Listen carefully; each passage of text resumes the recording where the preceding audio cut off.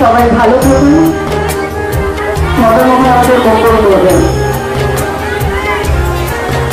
নবমী ঠাকুরের দর্শনীয় উপলক্ষে শুরু করছি আমাদের আজকের যাত্রাপালা। বন্ধুমহল নাট্য সমাজ নিবেদিত পরম পুরুষ শ্রীরামকৃষ্ণ। যাত্রা শুরু করার আগে কিছু কথা আপনাদের সাথে ভাগ করে নিতে চাই। বন্ধুমহল নাট্য সমাজের অভিনেতা ও একনিষ্ঠ কর্মী তারক ঘোষ, অলোক সেন এবং বিনোদ মাইতির অকাল মৃত্যুতে আমরা মর্মাহত। এখন তাদের আত্মার শান্তি কামনা করে আমরা 1 মিনিট নীরবতা পালন করব। সবাইকে একটু উঠে দাঁড়ানোর জন্য অনুরোধ করছি।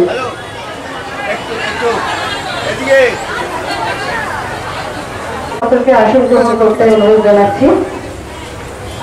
এখন শুরু করছি সংবর্ধনা অনুষ্ঠান। প্রতি বছরের ন্যায় বর্তমান বছরেও আমরা শ্রী শ্রী মদনমোহন ঠাকুরের গোষ্ঠলীলায় অভিনীত দুজন অভিনেতাকে সম্মান জানাবো। এখন স্মারক ও উত্তরীয় দিয়ে এই দুইজন অভিনেতাকে সম্মান জানাবেন শ্রী শ্রী মদনমোহন ঠাকুরের সেবাই এবং বন্ধুমহল নাট্য সমাজের প্রধান পৃষ্ঠপোষক শ্রী দীপমান সামন্ত মহাশয়। প্রথমে শ্রী প্রদীপ মাইতি। জীবন নদীর তীরে একটি পয়সা, মাঝনাথ কার, কোন এক গায়ে বধূ, আজকে বাবার ফাঁসির দিন, সাজাহান আহ্বকালে ইত্যাদি নাটকে তিনি তার দক্ষ অভিনয় ক্ষমতার পরিচয় রেখেছেন। তার হাতে স্মারক তুলে দিচ্ছেন শ্রীযুক্ত দীপমান সামন্ত মহাশয়। সবাই করতালির দিকে ওনাকে একটু অভিবাদন জানান।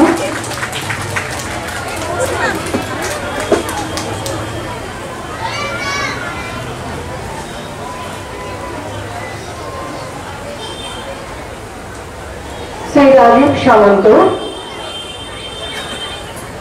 সবার দেবতা, স্বামীর ঘর, কৃষ্ণ সুদামা, অভিশপ্ত ভুলসজ্জা ইত্যাদি বহু নাটকে তিনি অনবদ্য অভিনয় করেছেন। তার হাতে স্মারক তুলে দিচ্ছেন শ্রীযুক্ত দীপমান সামন্ত মহাশয় এবং উত্তরীয় ধরিয়ে দিচ্ছেন স্বরাজ ভট্টাচার্য, স্বরাজ মুখোপাধ্যায়।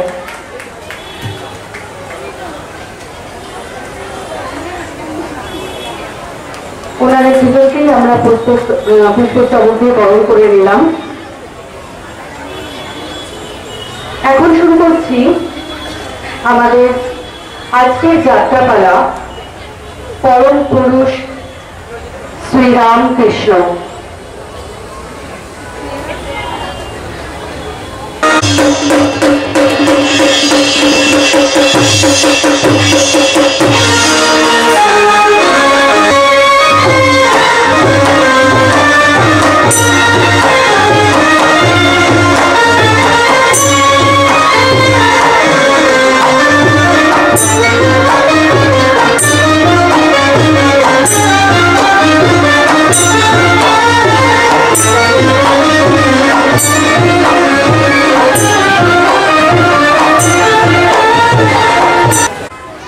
যত মত তত পথ। তোমার ধর্ম আমার ধর্ম বলে লড়াই করে কি লাভ? গন্তব্য তো সেই এক। ঠাকুরের অমর বাণী আজ বিশ্ব চরাচরে পূজিত। রামকৃষ্ণ তিনি তো নিজেই একটা যুগ,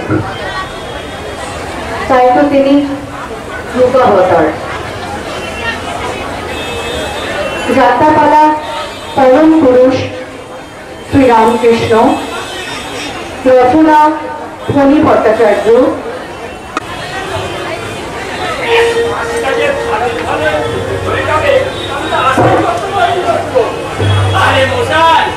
সহজে কি হয়েছে, আমার নানা রকম ভজন স্বজন গিয়ে সাহেবরা শেষ পর্যন্ত রাজি হয়েছে। তাই নাকি? আমি তো হিন্দু বিষয় জানি না, আমি কেমন কি করে বলবো? কর্নেল সাহেবের মেয়ের সঙ্গে ভাই বোন সম্পর্ক দিচ্ছে কিনা, আর কর্নেল তার ধর্ম সম্বন্ধীকে ডেকে তার বাংলাতে নিয়ে গিয়ে এইসব কথাবার্তা বলে। মুখ সামনে কথা বলবে। কর্নেল সাহেবের মেয়ের সাথে আমি ভাই বোন পাঠিয়েছি, তোকে কোন সাজা করেছে? নকুলবাবু যে আপনার সঙ্গে ঠাট্টা করছেন এও বুঝতে পারলেন না নকুলবাবু? আমি তো ঠাট্টা করছি না, কি দাদা যাবতীয় ইংলিশ কথা দিয়ে বড় কথা দিয়ে নোট খাই, তোমার দাম কত? আরে যা যা, তুই আমার পুরাপুরি বিক্রি করতে গেলে এই গৌরাঙ্গ বাবুই বলুন। এই সাহেবদের সাথে যখন আমি কথাবার্তা বলি তখন মুখ দিয়ে কেমন বই ফোটানো ইংরেজি কথা বেরিয়ে আসবে। নিশ্চয় নিশ্চয়, এই যে সেদিন হঠাৎ দিয়ে যখন শালিকা থেকে দিল্লি পর্যন্ত গঙ্গায় বেড়ানোর চেষ্টা করলেন, তখন কিন্তু না করে আমি আর পাইনি। ওই কি বাহাদুরি আছে, গঙ্গায় মাছ ধরার পর বসেছিল বলেই না রানীমা শিববাবুকে বিরিয়ানিটা বাধ্য করে দিল। আরে হুকুম না হয় রানীমা দিয়েছিলে, কিন্তু গঙ্গায় যারা নেওয়ার কাজটায় সেজবাবু তো সাহস করে এগিয়ে নিয়ে যেতে পারলেন না। আর তাও তো পারিনি, তোমাকে পাঠিয়ে দিয়েছিল। কেন পাঠিয়ে দিয়েছিলেন বলতো? কর্নেল সাহেবের মশাই বলে খুব মুশকিল আছে। এখনই এখানে একটা রক্তারক্তি কাণ্ড করে অটলবাবু যে আপনার সঙ্গে আপনাকে দাঁড়াচ্ছেন তা বুঝতে পারলেন না। আমার আগামী কেন? আমিও খাই না করি। সত্যি কোথায় দাদা? বরং ইংরেজদের তুলনায় তুমি আজকাল জীবনে খুবই রোজগার করছো, তাতে 2-1 বছরের মধ্যে আমার মতো অবধি তুমি কোনতেই রাখতেই পারো। কথাটা কিন্তু খুব সত্যি কথা বলেছে অজয়বাবু। এই দেশের গঙ্গা নেওয়ার ব্যাপারে আমার হাতে মোটা অঙ্কের টাকা পেলে কিসের ফল হবে না দাদা? জন্মের কল বাতাসে নড়ে। আগে হাড়ি যখন ভেঙে গেছে তখন এই ছোট পগলা দিয়ে ব্যাপারটাকে মিটিয়ে ফেলে। মানে কুমির ভাব দাও, অমনি ছা করে হাত পাতলেই উপরে মিলে।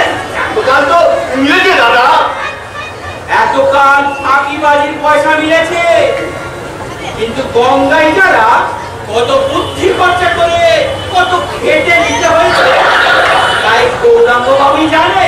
তা সত্যি হলো এই কর্নেল সাহেব যখন বললেন গঙ্গায় যারা মিলবে না, তখন আমি বললো জানবাজারের রানীমা very very very good lady. বরং সালকিয়া ইন্দু ত্রিবেণী গেঞ্জেসি যারা ঠিক করলে আপনারা মেনি মেনি মহিলাও পাবেন আর সহযোগিতাও পাবেন। এই কথা বুঝিয়ে দিতেই সঙ্গে সঙ্গে ইয়েরা হয়ে গেল। বই কি সাহেব অমনি ফস ফস করে 4 পৃষ্ঠার দরখাস্ত লিখে ইংরেজ সরকারের ফেরেস্তায় পাঠিয়ে দিলেন। মাসের মধ্যে হুকুম এসে গেল। ভালোই হলো দাদা, তুমি যেতে আসতে আগে পড়াতে মতো কেটে ভারী করে কিছু ভারী হয়নি। তো বটে, এই 1000 টাকা বলতো না। আপনি দেখুন বিজয় পেটার মানুষ যখন আলগাই হয়ে গেছে তখন আমাদের কিছু ভাগ বটরা দিয়ে ব্যাপারটাকে লিখিয়ে গেল। তোমাদের ভাগ বটরা যত শীঘ্রই পারো লিখিয়ে ফেলো। আমাদের রাজা জমিদারদের কর্মচারী মহলে হামেশাই চলে আসছে। সেজবাবু কিন্তু সব খবরই রাখেন। না রাখলে এত বড় গেরস্ত চালাতে পারবো কেন? 8 টাকা মানে গোমস্তা, 7 টাকা মানে সরকাররা জনের একজন ওই সংসার চালাচ্ছে। যে পরিমাণে চুরি করে সেটা অন্তত আমার হিসাব আছে। আগে আপনি বুদ্ধিমান বিচক্ষণ মানুষ, আপনার সবই লোকদর্শনে। আমাদের খেলে দরকার নেই। এখন শুনুন, হুকুম করুন। আপনিও শুনুন বাবু। সালকিয়া থেকে ত্রিবেণী পর্যন্ত যখন আমরা ইজারা নিয়েছি, তখন ইংরেজ সরকারের একটা জাহাজও আমাদের এলাকায় ঢুকতে দেব না।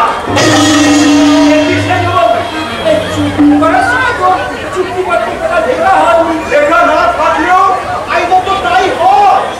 বুদ্ধিমান আপনি। আশা করি আপনাকে বেশি কিছু বুঝিয়ে বলতে হবে না। কিন্তু সেজবাবু, জাহাজ বন্ধ করে দিলে যে ইংরেজদের সাথে গায়ে পা লাগিয়ে ঝগড়া করা হবে। ইংরেজরা আগেই দেখিয়েছিল। ও তাহলে মাছ ধরার দল বসানো হিসেবে আপনি সরকারের জাহাজ চলাচল বন্ধ করে দেবেন? নিশ্চয় ইট মাছ নেই, পাটকেল খেতে হবে। এই শিক্ষাটা ইংরেজরা এতদিন পায়নি। এইবার আমাদের কাছ থেকে নিয়ে যাবে।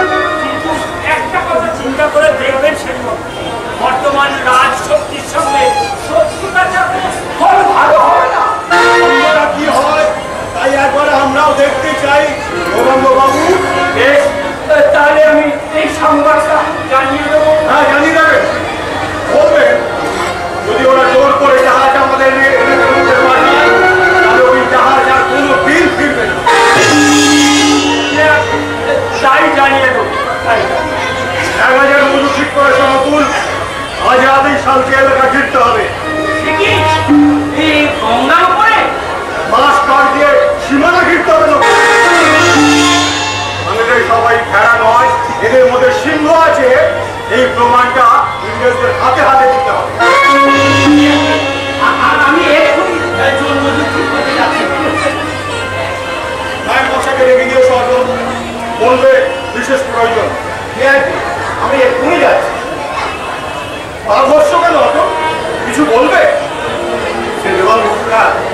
আমার বোনের বিয়ে খরচ পাবো।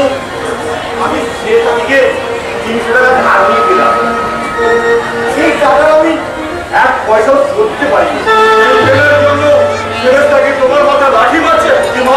তা তো মারছে না, কিন্তু কি আজকে 4 বছরের মধ্যে যখন আমি 300 টাকার 1 পয়সাও করতে পারলাম না, তখন টাকা ধরে নাও তোমার বোনের বিয়ের যৌতুক হিসাবে সেটা তোমাকে দান করবে। বিশ্বাস হচ্ছে না? আমি মানুষ নয় বাবু, আমি দেবতা, দূর মাতাল।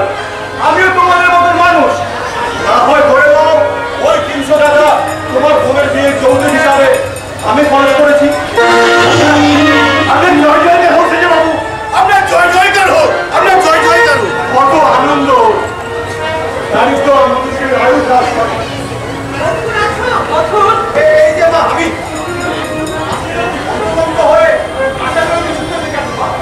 আমার কাশি যাওয়ার আয়োজন করবো, আর একটা দিনও যেন বিলম্ব না হয়। এক্ষুনি আমার কাশি যাওয়ার আয়োজন করো। হঠাৎ কাশি যাওয়ার সবজি বলছে কেন মা? রাত্রে স্বপ্ন দেখুন বাবা, যেন স্বয়ং মা অন্নপূর্ণা আমার কাছে এসে অন্ন করতে আছে। যাও বাবা যাও, আর বিলম্ব করো না। এক্ষুনি আমার কাশি যাওয়ার আয়োজন করো। আমি যাচ্ছি, কিন্তু হঠাৎ কাশি যাওয়ার সবজি বলছে কেন মা? আমি নাই বসে ডাক্তার পাঠিয়েছি, তিনি এনেই সব ব্যবস্থা করে। না বধূ, নাই মশাইকে এর মধ্যে আর জড়িও না। তার হাতে ফেরেশতার সমস্ত ভার বুঝিয়ে দিয়ে তুমি নিজে বরং আমার সঙ্গে চলো। আমার সৌভাগ্য মা, আমি এক্ষুনি দরজার জিনিসপত্র তুলবার হুকুম জানিয়ে আসছি। তোর কাছে আমি যাবো মা, তোর কাছে আমি যাবো। তুই আমার কাছে অন্ন চেয়েছিস, তোর শেষ হাত আমি কিছুতেই অপূর্ণ রাখবো না মা গো। তোর শেষ হাত আমি অপূর্ণ রাখবো না। আমি কাশি যাবো মা, আমি কাশি যাবো। কাশি গিয়ে তোকে আমি অন্ন ভোগ দেবো মা, কাশি গিয়ে তোকে আমি অন্ন ভোগ দেবো।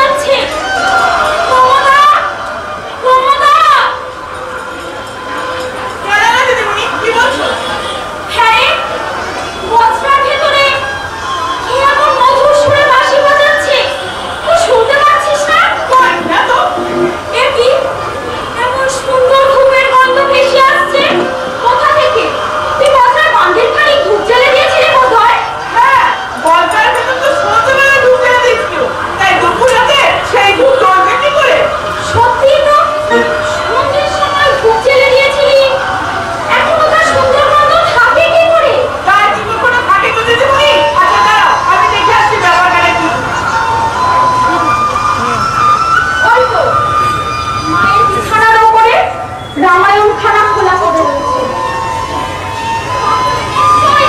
কিছুক্ষণ আগে মা এখানে বসে রামায়ণ করতে বাঁশির শব্দ শুনে বাইরে বেরিয়ে পড়েছে। মা, মা, ও মা! দিদিমণি, রানীমা আসছে।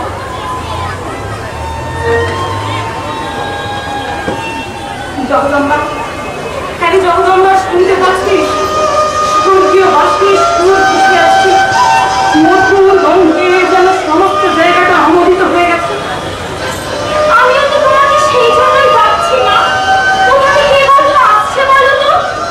কিছুই তো বুঝতে পারছি না। মাঝে ঘূর্ণিঝড়ে বজ্র পড়েছিল। আপনার দয়ায় সেই বজ্রের উত্তর হওয়া মাত্র কানে ঘুষে এলো ওই বাঁশির সুর। মাঝি মাইলের কেউ বাঁচাচ্ছে বলতো।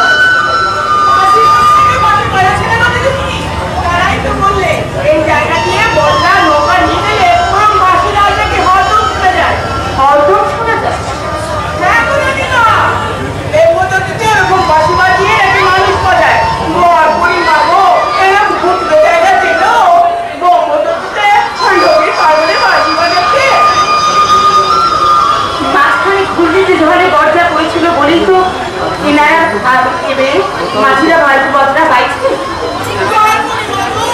গায়ে কাটা দিয়ে ওঠে মা, রেবের বেলায় দেবমূর্তি বাঁশি।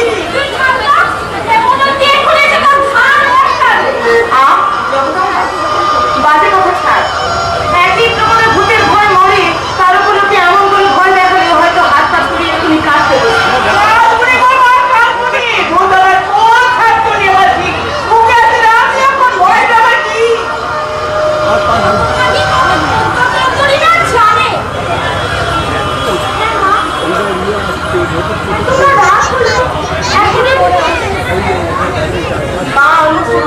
পুষ্পাঞ্জলি না দেওয়া পর্যন্ত একবেলা ফল খেয়ে রাত্রি উপোস করে রামায়ণ করব না।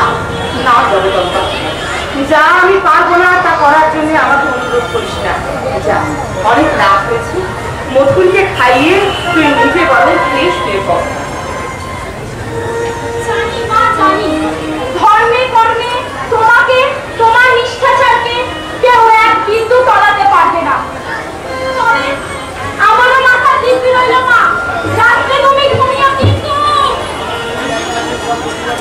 এরা সবাই আমার শরীরের জন্য কত চিন্তিত, কিন্তু বিধবার মৃত্যু যে সহজে হয় না এই সহজ কথাটা এরা বুঝতে পারে না কেন জানি না। ঠাকুর, কবে তোমার চরণ সেবিকা দাসীকে তোমার নিজের চরণে টেনে দেবে।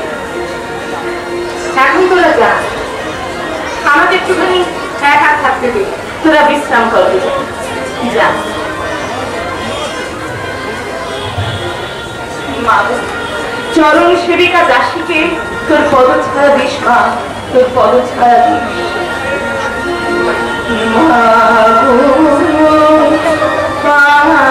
আনন্দ নিরানন্দ করুণা, আনন্দ নিরানন্দ করুণা, তোর মধুটি নারণ বিনে আমার মন, মধুটি নারণ বিনে আমার মন, অন্য কিছু আর যায় না।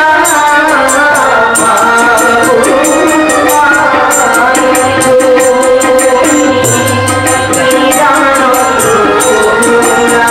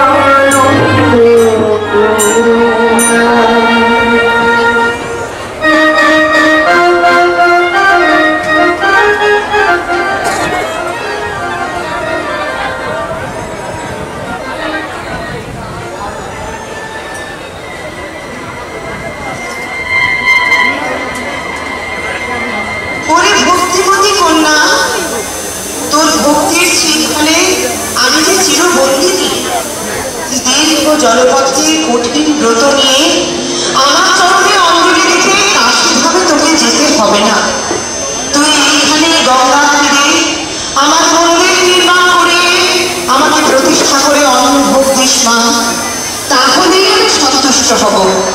আর তোকে কাশী যেতে হবে না। ওরে ভক্তি আমার ছিল মা, কোথায় গেলি মা? চরম ছেলেকা দাসকে স্বপ্নাদেশ ছুঁয়ে কোথায় আদেশ হয়ে গেলি? মা, কোথায় গেলি মা রে? কোথায় গেলি?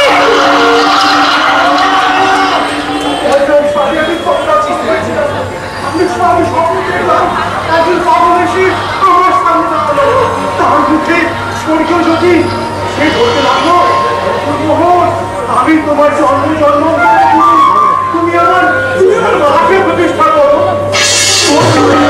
কখন এই গঙ্গার কুলে মা অন্নপূর্ণা আমাকেও স্বপ্নাদেশ দিয়ে অন্ন খেতে চেয়েছেন।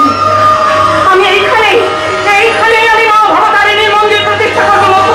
তুমি বজ্রা ফেরাতে হুকুম দাও, এক্ষুনি বজ্রা ফেরাতে হুকুম দাও।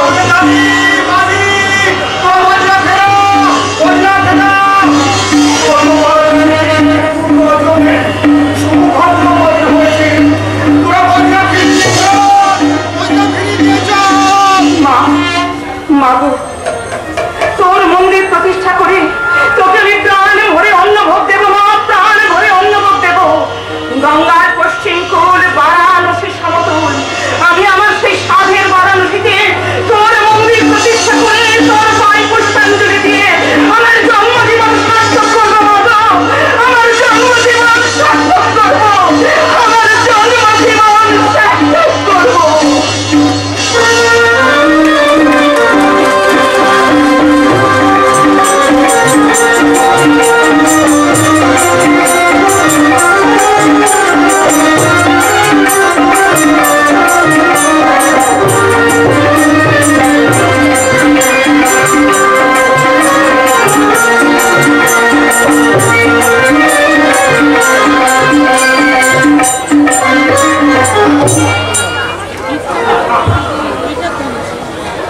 বন্ধু হলেও স্পষ্ট কথা বলতে জাদুঘর কখনো পিছপা হবে না মনে হলো।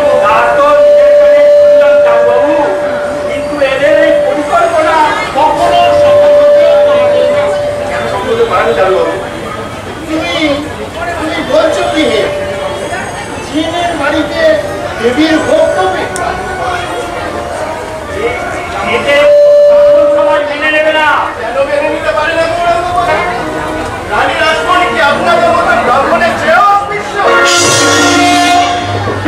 তুমি নৈকস্য উনি মুকুঞ্জ বংশের ছেলে হয়ে এই কথা উচ্চারণ করতে পারবে? আমাদের আশা করি নাম থাকলেও আমার শ্রেষ্ঠ ব্রাহ্মণ হলেও মুকুর বা তার ওই শাশুড়ি কিন্তু মনুষ্যদের ওদের স্থান স্বর্গে আর আপনাদের নরকে। বড় লোকের ছেলে বলে আপনাকে ভয় করবো না, রীতিমতো একটা ঝগড়া হয়ে যাবে।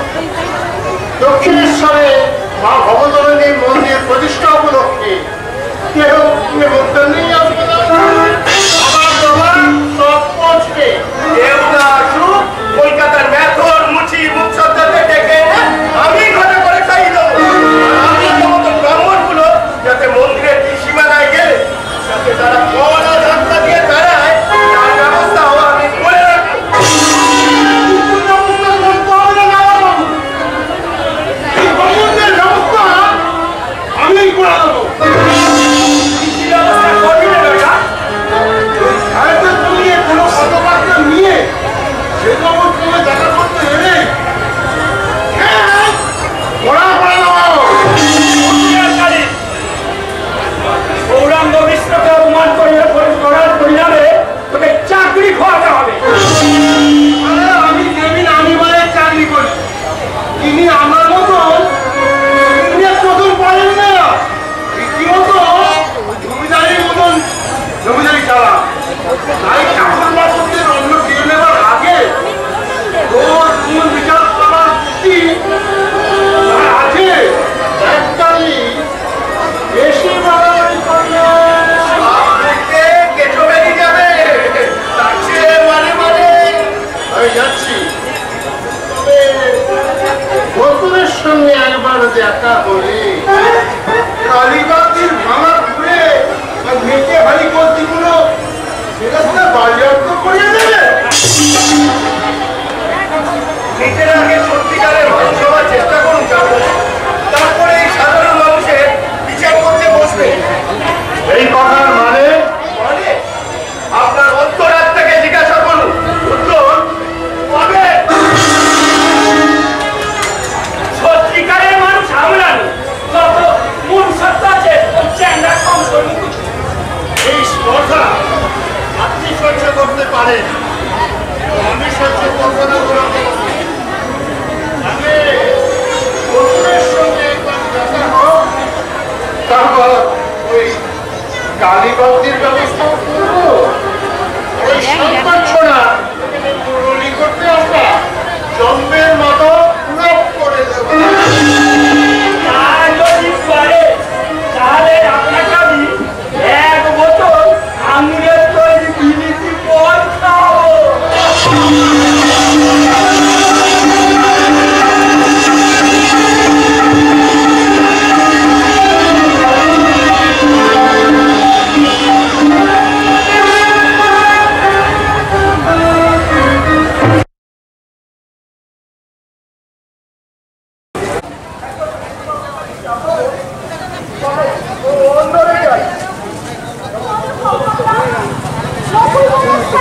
আর আমার স্বামীর মধ্যে দুদিন দেখে মনে হচ্ছে পাগল ঠাকুরের অমৃতবাণী কোনোদিনও বিফল হবে না।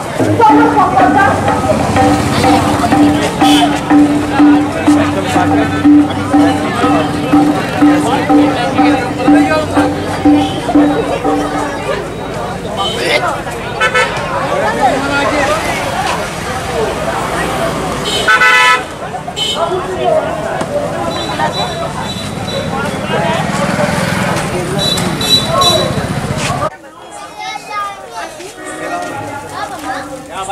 বাড়ি চলে যা, একটা ভেজে গেছে, বাড়ি চলে যা।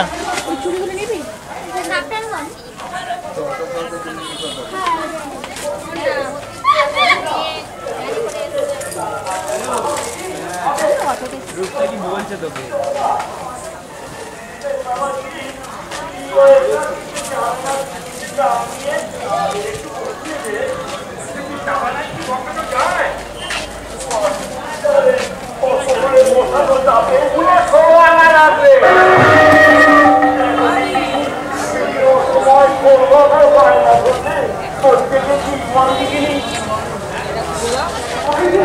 এখনো ছেলে দেখার ইচ্ছা আছে?